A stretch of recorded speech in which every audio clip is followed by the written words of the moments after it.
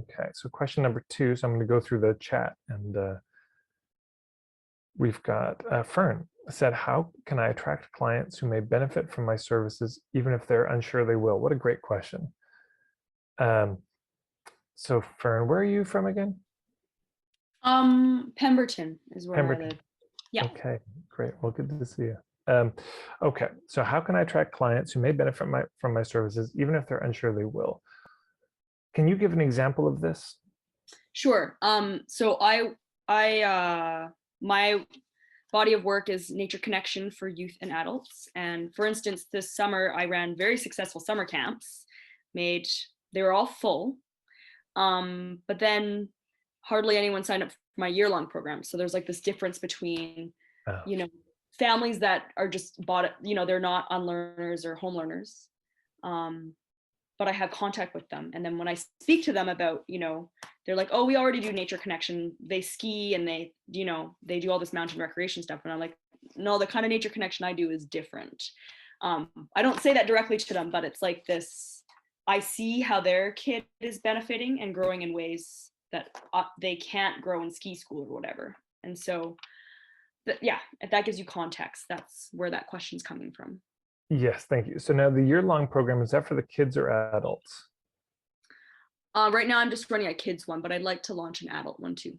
Okay, so is there a sort of just drop-in thing or a month-by-month thing that the parents are signing their kids up for, or? I have tried the semester sign up, which worked for the fall semester, and the winter semester is just falling apart. And now it's like this random drop-in thing. That's not working for me. Okay, got it. Yeah. How many youth or students do you want? 8.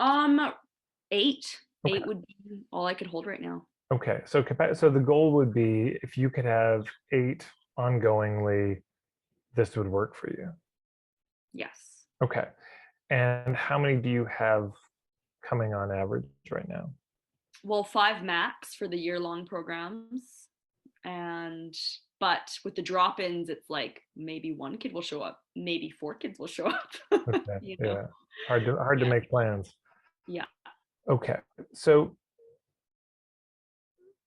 here's a big distinction for everyone is,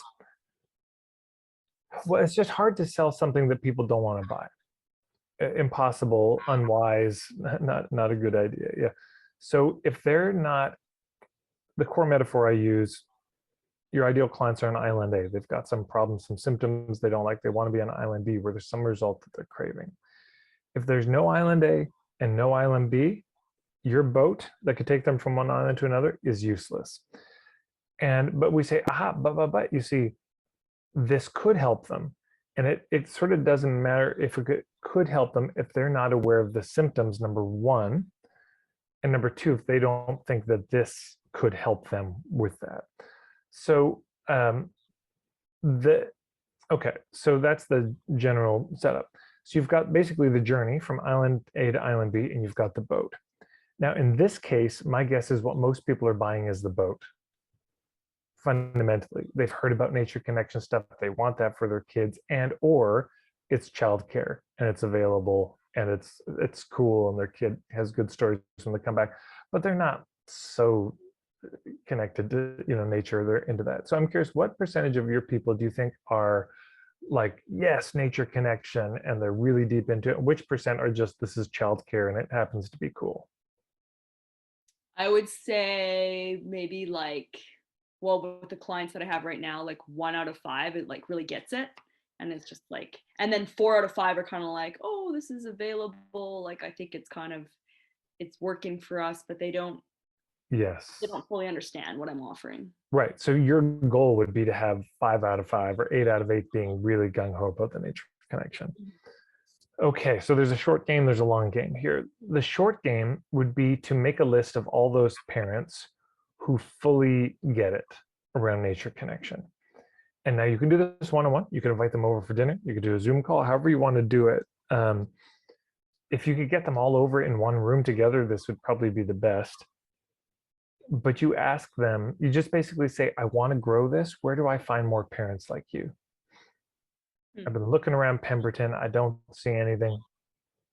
But what can you think of? Where else would parents go?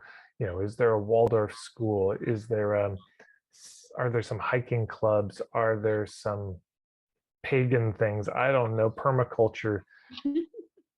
And you just start digging into it together, because they want to see this succeed. And if you tell these parents, look, this is just not a sustainable thing, doing drop-ins, like I can't keep this going. And my dream is to have a bunch of parents who get it, where we're all sort of in it together. And I just don't want to be fancy childcare. So that's the most important thing, is start to map out the hubs. And you may say Pemberton, but maybe they're even just a little bit outside of Pemberton. There might be some adjacent areas, and people be willing to drive their kids if it's, exactly what they're needing. I'm just trying to think. So that's okay. So that's the short game. The long game is you may realize, oh, there is surprisingly little nature connection scene. And you may know, though, that there's some other businesses that also serve the nature connection scene. So maybe there are, I don't know, people who teach herbalism, right? And they would really benefit if more people were into this, or people who teach permaculture, or who do more spiritual, kind of outdoorsy, pagany, connecting with nature stuff. Anyways, you map that out, you find out who's who, and you also have a gathering, and you say, look, we would all win if this nature connection scene was better. We'd all benefit. What can we do together to build this? Like, because you're not going to get people to convert to nature connection from, I just watch Netflix all the time. But you might be able to help people take one step. And so this is something to think about for everyone in terms of niching. Niching it's a bullseye. It's not a binary. Yeah, it's not that they're your niche or you're not. They're your target market or they're not. It's more like a bullseye where so for Fern, her bullseye would be parents who are deep into nature connection themselves. They want their kids to have this. They're so grateful. Oh my God, Fern, thank you for doing this. You're a godsend. Like, this is the bullseye. But then one ring out might be, they've read about nature and they know it's important intellectually. They're not really doing it, but we want this for a kid. And then another ring out might be, we love hiking and skiing. So there's several rings out. And if you can help people take a step one ring in, that's not bad. So I've been working with my friend James at the Guelph Outdoor School, who may be somebody actually to talk to as a connection. But he was hosting. They were hosting outdoor gatherings, like a bonfire, and bringing people together. And you could start to you could do these collectively. All these people who would benefit from this.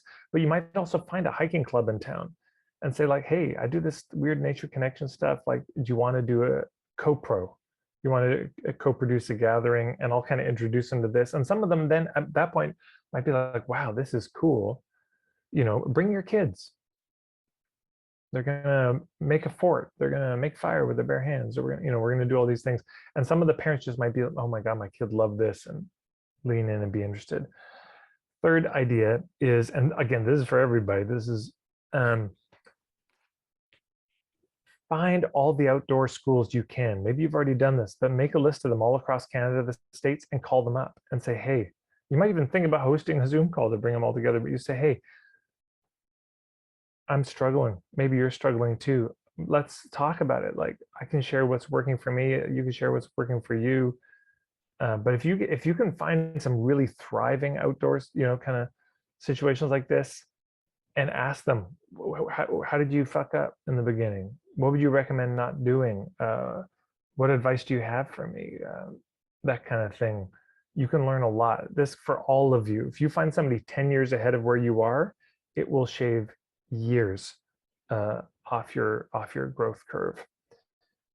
These are my thoughts. Fern, thank you so much for doing what you're doing. This is such important work. I'm grateful that you're out there.